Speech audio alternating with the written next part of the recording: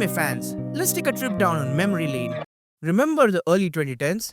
Watching anime back then was like a survival game. Dodge pop-up ads promising you to find a single mom in your area, close 5 sketchy tabs, all while praying your favorite fan sub site didn't get nuked overnight. And let's not even talk about the random hentai banners staring into your soul. You had to earn your anime.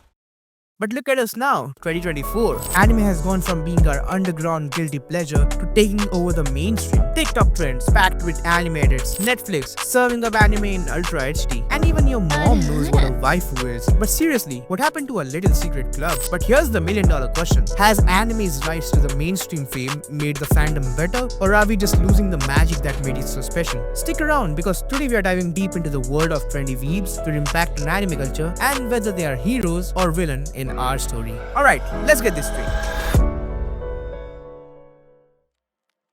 First things first, what's a weeb? If you're new here, a weeb, short for weeaboo, is someone who's so obsessed with anime and Japanese culture, they basically make it their whole personality. Think of it, anime t-shirts, ramen for every meal, and the occasional ara-aras living out of their regular conversations. Yeah, we've all been there. But trendy weebs, oh, they're a whole different breed. These are the fans who jump onto anime just because the thing is blowing up on TikTok or Twitter. My bad. X. If it's trending, they're in. Demon Slayer, Chainsaw Man, Attack on Titan, you name it. But the moment the hype dies down, they're off to the next big thing. Now, don't get me wrong here, it's not a crime to love the popular stuff. There's a reason these shows are trending, right? Demon Slayer, we have gorgeous animations. Attack on Titan, it's a storyline on steroids. Chainsaw Man, absolute chaos. And we love it. But the issue with trendy weebs is this. Sometimes the love for the anime starts and stops with the hype.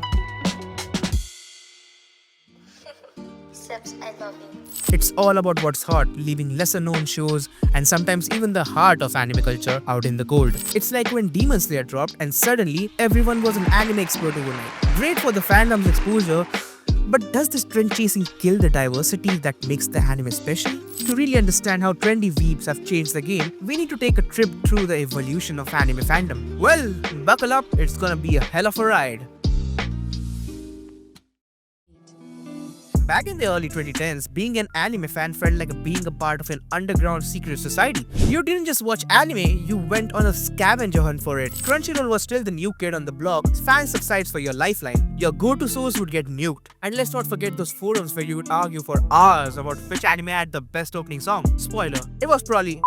But there was something magical about that time. If you were into anime, it wasn't just a hobby, it was an identity. Finding another anime fan was like meeting someone who knew a secret handshake. You would bond instantly over obscure shows or your shared hatred of filler episodes. It felt personal, almost like you were a part of a club that the rest of the world just didn't get. Then came the mid-2010s and everything started to shift. Streaming platforms like Netflix, Hulu swooped in with big titles. You didn't need to scour the internet for the fan subs, you could binge Attack on Titan in HD. It was like seeing your own secret clubhouse turn into a Starbucks. Cool, but weird, right? By the late 2010s, anime exploded. TikTok was flooded with anime edits. Celebrities were name-dropping their favorite shows and conventions were packed to the brim. Suddenly, anime wasn't a subculture, it was the culture. Even brands were cashing in. From anime-inspired fashion to global collabs, it felt like the whole world had finally caught up on what we already knew. But here's the thing, this explosion came with a price. The more mainstream anime got, the more some fans felt that we were losing what made the fandom so special. It wasn't just about discovering niche gems or debating the best shonen rivalries anymore. It was about following trends, chasing the hype, and sometimes leaving behind the variety that makes anime so rich.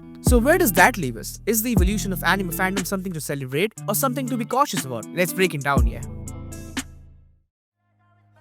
Now hold up, before we go full-on trendy weebs are ruining anime mode, let's take a moment to give credit where it's due. Yes, the rise of trendy fans has its ups and downs, but there's no denying that they have brought some major perks to the anime world. It's easy to focus on the negatives, but the impact they've had is huge. Anime isn't just that weird thing only a few people watch anymore. Thanks to shows like Demon Slayer and Attack on Titan, anime is now firmly planted in mainstream pop culture. It's no longer a niche, it's part of the global entertainment conversation. And even movies like Your Name going head-to-head with Hollywood blockbusters blockbusters. None of this would have been possible without the surge of trendy fans who brought anime out of the shadows and into the spotlight. More fans means more money flowing into the industry. And where there's money, there's bigger budgets, and that means better anime. Look at studios like Ufotable and MAPPA. Action-packed shows today have set a new standard for mind-blowing animations and cinematic storytelling. I mean, who doesn't love watching those jaw-dropping Demon Slayer fights, right? Without this mainstream attention, studios wouldn't have the resources to push the boundaries of what anime can achieve. We're living in a time where every single frame feels like a work of art, and a lot of that is thanks to the massive demands from the trendy fans who keep pushing the industry forward.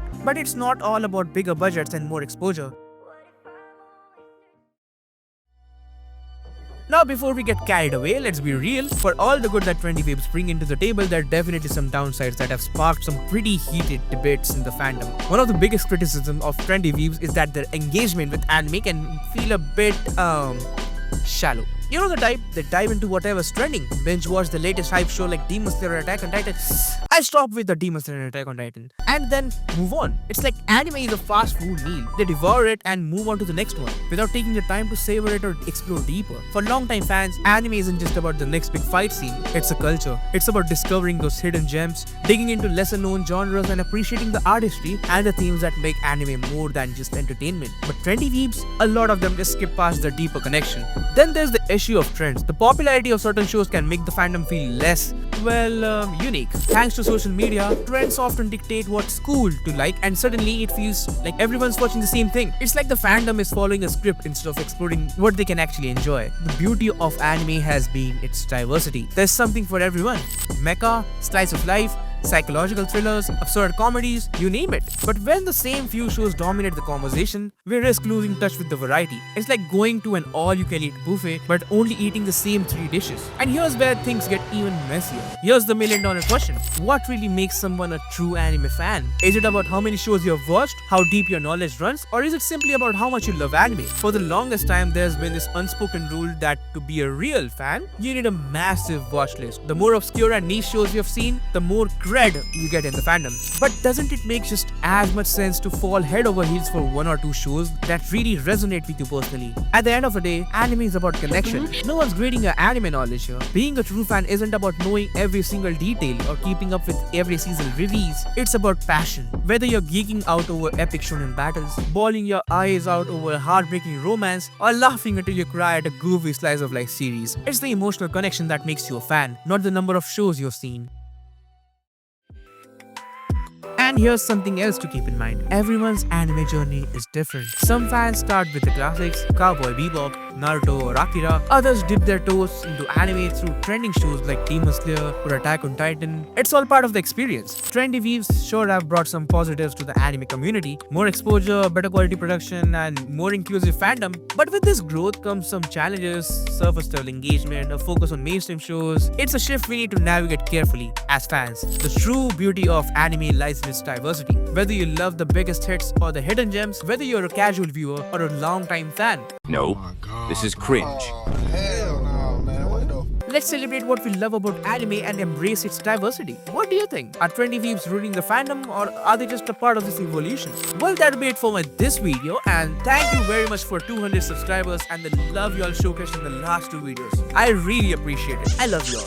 I was just making the script and I saw myself at 200, so yeah, I'm really happy now. Let me know down below what videos you might want to see next. Controversial anime topics are more than welcome. Follow me on Instagram as well. I post anime memes over there. And well then, subscribe, like the video, and I'll see you in the next one. Matane.